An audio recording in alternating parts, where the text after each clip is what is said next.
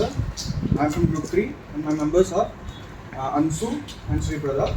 So the topic I'm going to take today is about conflicts. So let's see, everybody has been part of a group, right? Like throughout their life they have been part of some kind of groups, right? So what happens is that since we are all different human beings, we have different interests, different views. So what happens is that when we go into a group, we have our own individual interests. So what happens? We quarrel between groups, right? Everybody has experienced that, right? So that quarrel is called a conflict.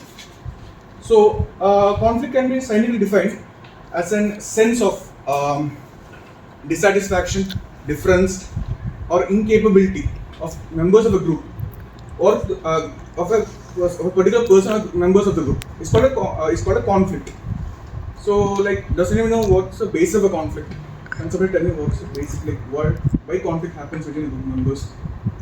Opinions. Yes. Difference of opinions. Yes, opinions one. Next. Misunderstanding Okay, of misunderstanding of what? related to any topic or anything.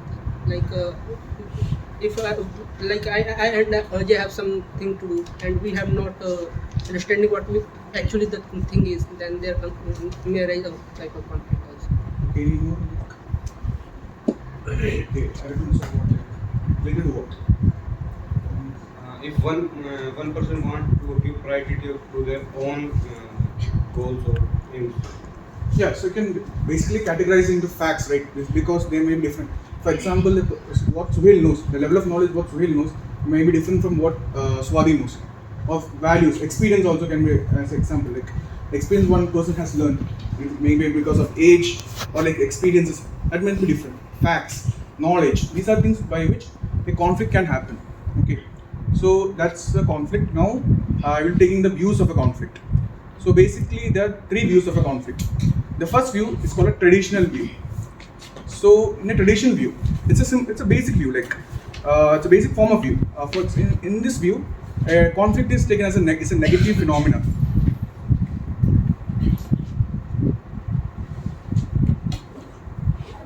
So it is again a negative phenomenon because it affects the productivity of the company.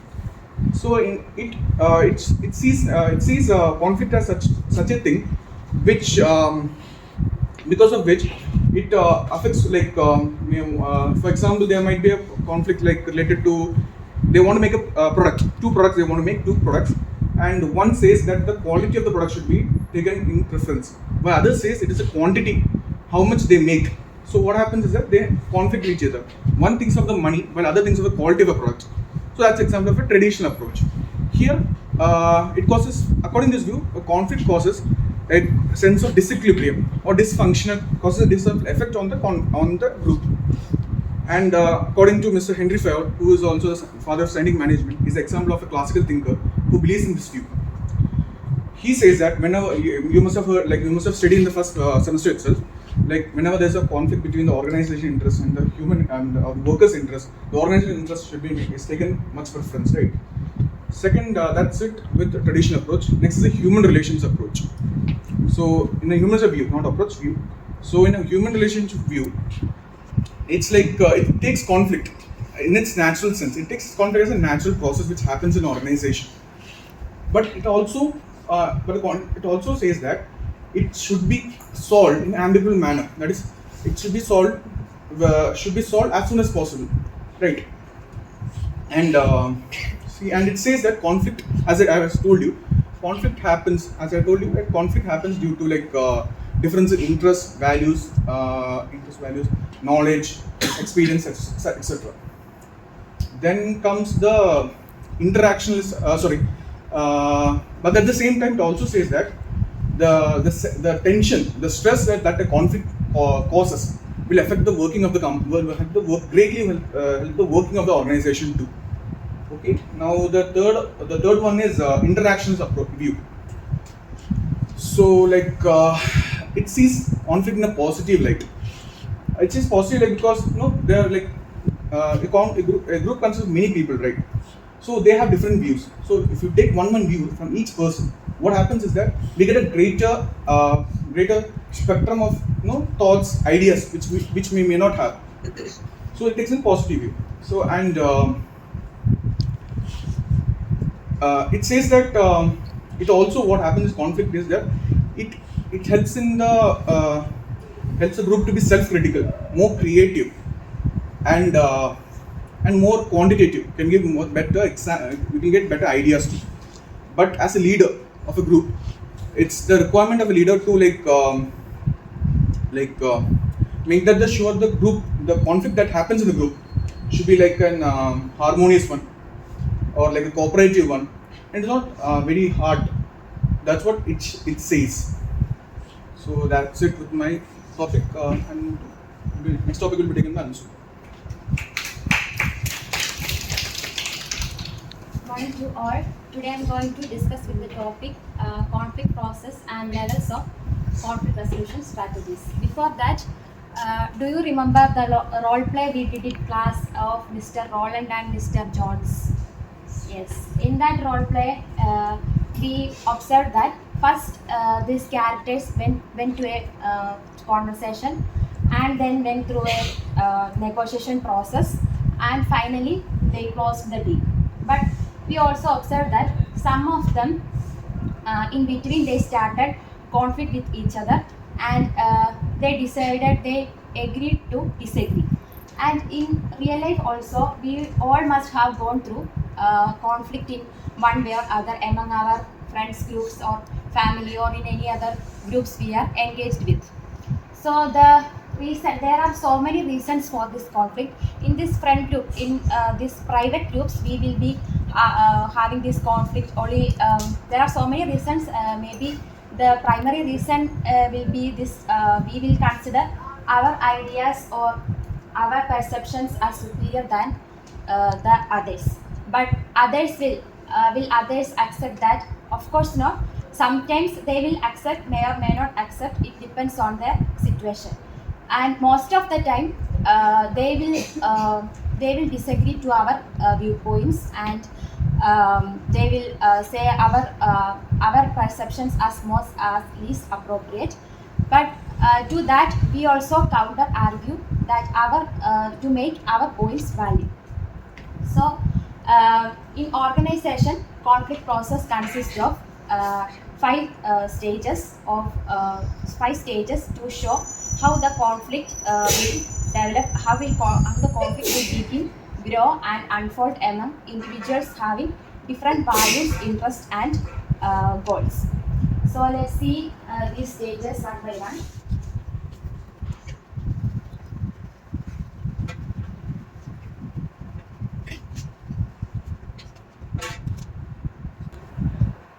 First stage is potential opposition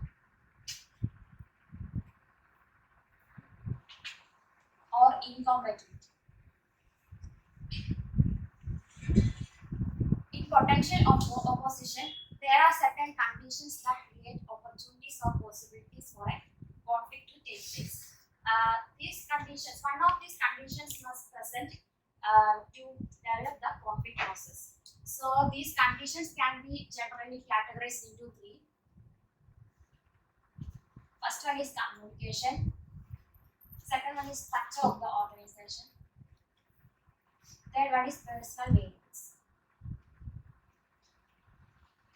In communication, there are certain words, connotations, expressions, communication jargons, and noise in between communication channels, and inappropriate and the inappropriate communication, exchange of communication, etc. are the antecedent factors, antecedent conditions for a conflict. Also too little communication and too much communication can also lay a foundation for the conflict. And in the structure of the organization involves variables such as the size and composition of the organization, specialization of different activities, specialization of tasks assigned to different individuals, and the dependence between group members, etc. In that, the size and composition, the size and specialization of activities play a major role.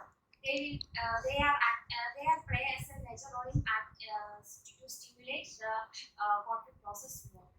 So that in the case where the larger the size of the organization, and the more specialized its activities are, the greater the chance of conflict. And mm, also there is a high chance of conflict where the employees in the companies are young and the turnover is very high.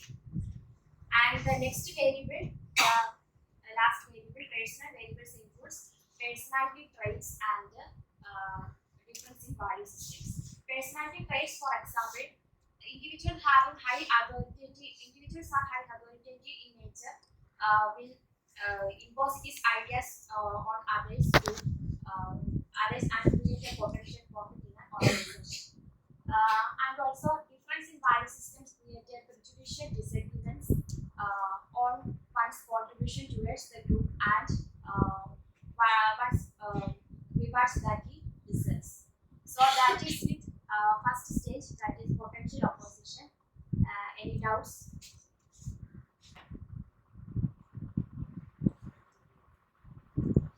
Okay, then let's move on to the second stage, that is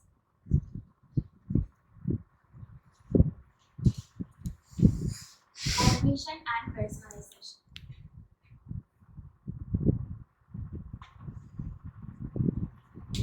It is said that conflict perceived doesn't mean that conflict is personalized. Do you know what does that mean? Yeah, for example, if A and B are having a very good relationship and there goes on a very serious disagreement between them, that doesn't mean it affects their personal affection towards each other. And it is why it is said, that is why it is said conflict perceived doesn't mean conflict is personalized. Also, in this second stage, the parties will know what exactly the conflict is and their emotions will play a major role in shaping their perception. And the third stage comes in between these people's perception and emotion, that is intention.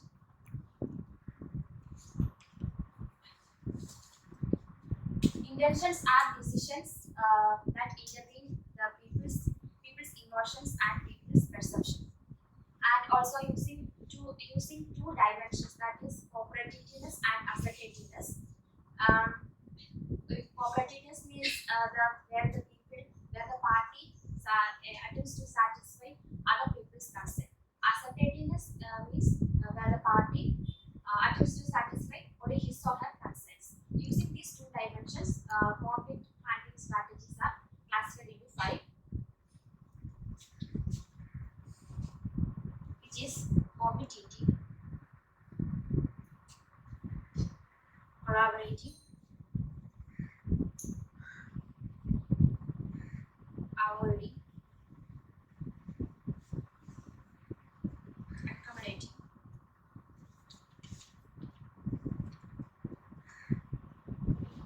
and compromising.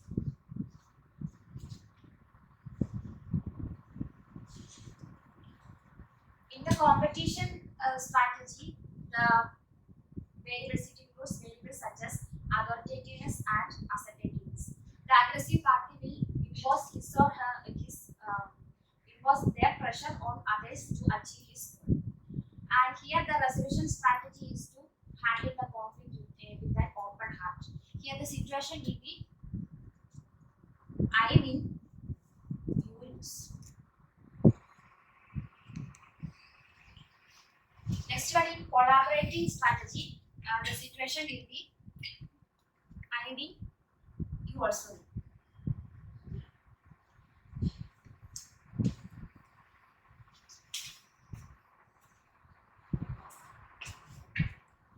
In collaborative strategy, we will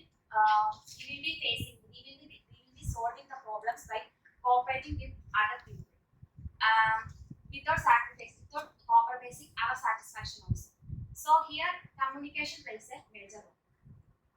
And in the next stage, avoiding strategy, there will be no winners and no losers.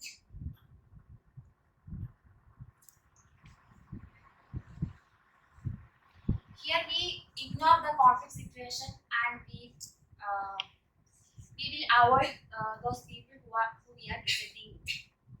And next one in accommodative, I lose, you win. Here we try to self-sacrifice ourselves to others. Why should we self-sacrifice ourselves to others? Yeah, the sole reason is to maintain peace in the situation. It is the best strategy when the things are getting out of control. So that is cooperative strategy, and the situation where all of the parties are willing to give up something. It is known as compromising strategy. Here, the situation will be I went and you went.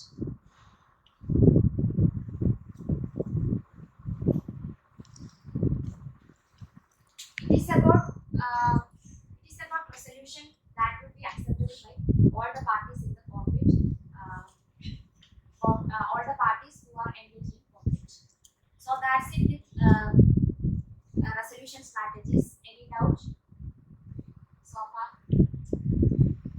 So let's move on to the next stage, that is fourth stage, behavior stage.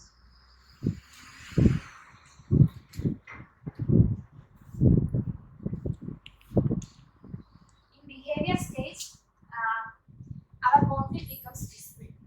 The parties will, it includes the statements, actions, and reactions of the parties engaged in the conflict. Here, a dynamic interaction takes place, where there will be arguments, counter-arguments, action, reaction, and it will go on till the stage of physical assault in rare cases. And that is behavior stage. And the results of this behavior stage is the next stage and final stage, that is outcomes.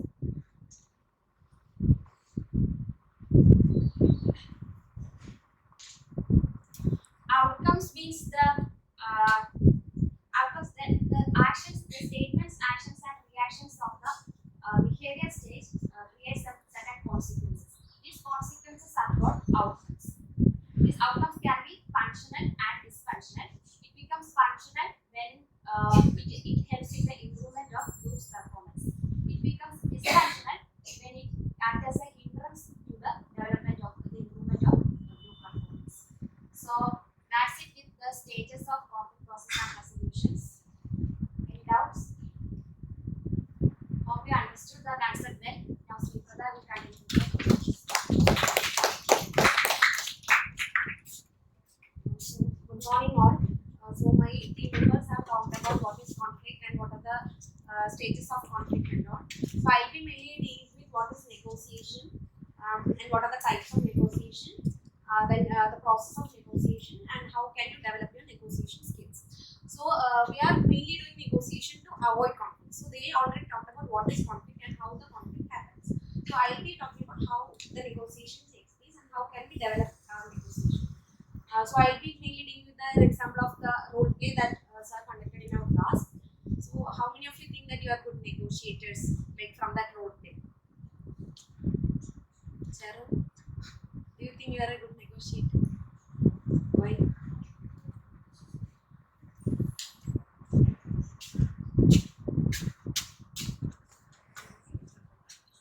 Yeah, because since she is emotional and she gets angry really fast, so it is not suitable for negotiation, because negotiation is a healthy and positive business practice. It is a collaboration between you and the other side, so that we can arrive at a win-win situation between both the parties. It should not be anything out of our emotions or what we are doing out of our greed. We should not be selfish and all, and we should not let our emotions come into negotiation, because only when we think mutually beneficial for both the parties, we can have something beneficial from our negotiation.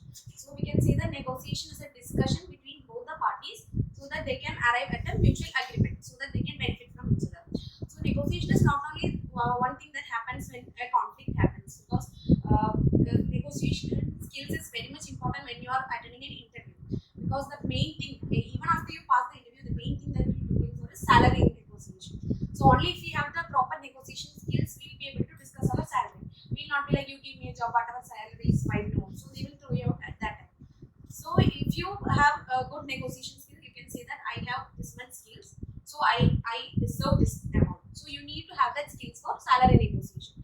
Another example is vendor negotiation. It will be very much useful for entrepreneurs, because they are in contact with the contractors and all. So they want to get orders or supply orders, etc. So they want to negotiate the price of one unit so that they can achieve profit from the raw materials, and they can save the money later. So vendor negotiation is also very much important. And another one is a conflict resolution. That is, if some conflict happens, we will call both the parties and they will negotiate with each other to solve the conflict. So that is what is about negotiation. And next one is types of negotiation.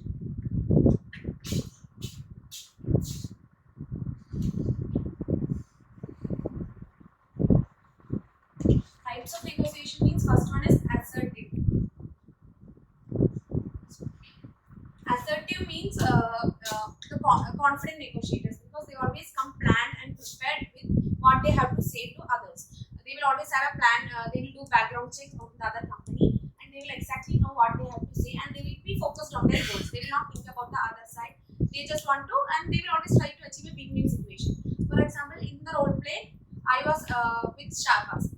So I mainly concentrated on for benefit for both of us, and I wanted to achieve a result.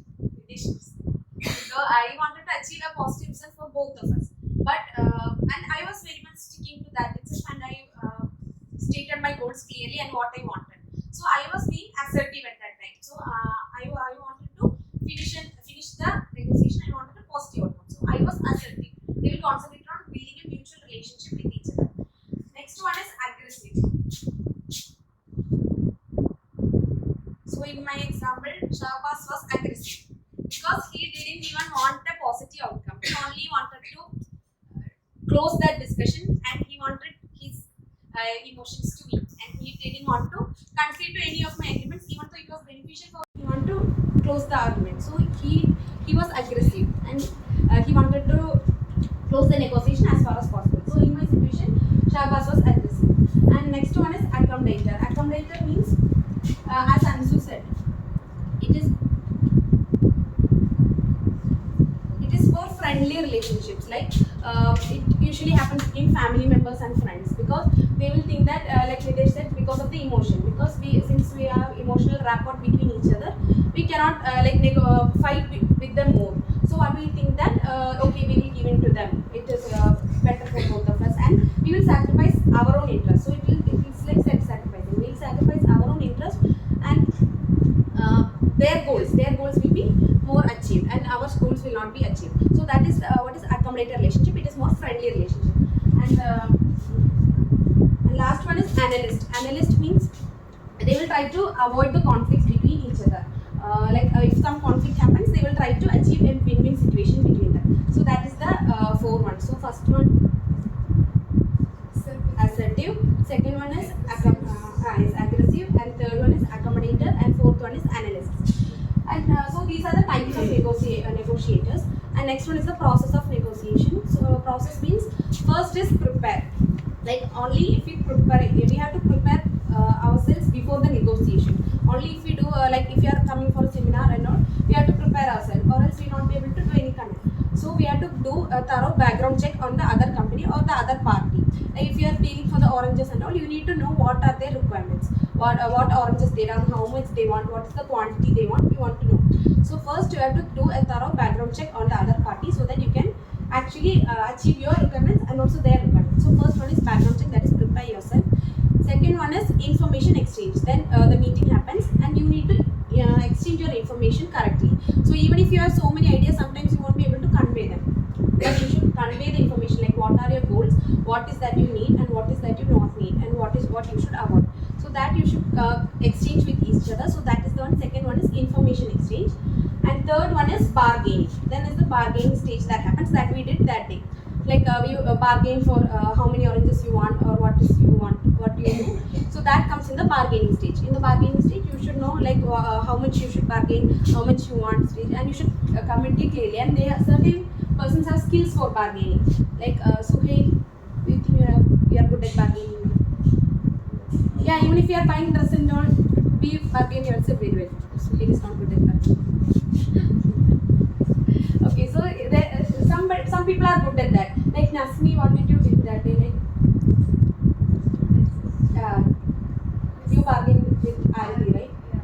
So she got more than what she wanted. So she was good at bargaining, so she got that. So third one is the bargaining stage. Fourth one is concluding. So after bargaining, when you are comfortable with each other, or and you agreed with both of them, so you can conclude. Like this is the thing, and you are putting an agreement, and you are concluding. So that is the fourth stage, concluding. And at last is execution stage. In execution, you will be executing that what you decided, like after the agreement, what was needed, what is planned, what that was executed. So that is the execution stage. So first is the preparation stage. Second one is the information exchange. Third one is the bargaining. Fourth is concluding, and fifth one is executing the plan. So this is the negotiation process. So clear the types and process. Okay, so next one is negotiation skills. So what are the negotiation skills? Negotiation skills means the qualities that we need for arriving at an agreement. So it is the skills that both the parties need for arriving at a mutual agreement. So that is called as negotiation skills. So some of them may are better at negotiators, and some are better as leaders. So both are different. So a leader can lead properly. It may not be always sure that he can be a good negotiator. Only if we have the proper communication skills and positive attitude, we can be good at negotiation also. So I'll be sharing a few tips to develop your negotiation skills. Like how can you develop? So first one is that always be prepared. Like what I said in the preparation stage, always be prepared of what you are going and about the other company. Know what you want to do, like what you want to talk, and always be clear in your communication skills. And second one is know your goals exactly, like what the company wants. You should do a thorough discussion with the company, like what the company wants, and you should not like sacrifice our goals for others. So you should know what the company wants. So that is know your goals exactly. That is the second point. And third one is explore other alternatives. Like you should not always keep one aim in mind and go to the negotiation. You should also keep other alternatives. Okay, so if they say that no, we also want the same thing, like you should always have in mind like what you should do next for other thing. If that goal doesn't happen, what goal should you have in mind other than that? So that you should have in mind. And then one is that listen to others. That is one of the main points, because if you do not listen, you cannot even know what they are thinking. You cannot even talk like radio. You cannot do that. So you should there should be two-way communication. You should listen to others what they have to say, and then go ahead with the negotiation. And then is that be willing to accept as concede. That is, even if your goal doesn't happen, if it is for a benefit to others. Like for example, in that case, I was telling to Shabas that it is for the vaccine and it is to save people. But he was like he wanted to concentrate on his atomic business. So that is not healthy, because I am doing for a social purpose. So that social purpose I want to benefit. So sometimes you should also be willing to accept the setbacks. Even though it doesn't benefit yourself, you need to think that okay, it's beneficial for the society. So you should be willing to concede also, that is setback. And then always take your time. Like don't think that okay, I want to tell all my points and finish all things. No, just take your time, listen to others, and say then what you want to negotiate. Then that. And then communication skills. So if there is a language barrier, or if you cannot convey your ideas possibly, the negotiation will go in the wrong way. Sometimes you will be thinking one thing and the other person will be thinking another thing. So if there is any language barrier also, the communication and negotiation will not go in the same way. So for negotiation, communication is the key. Okay, so these are some of the tips to develop your negotiation skills, and you can also refer books and other to develop. So only once you practice and practice, you will get better at it. Okay? So that's all about negotiation. Anyone have any doubts? Thank you.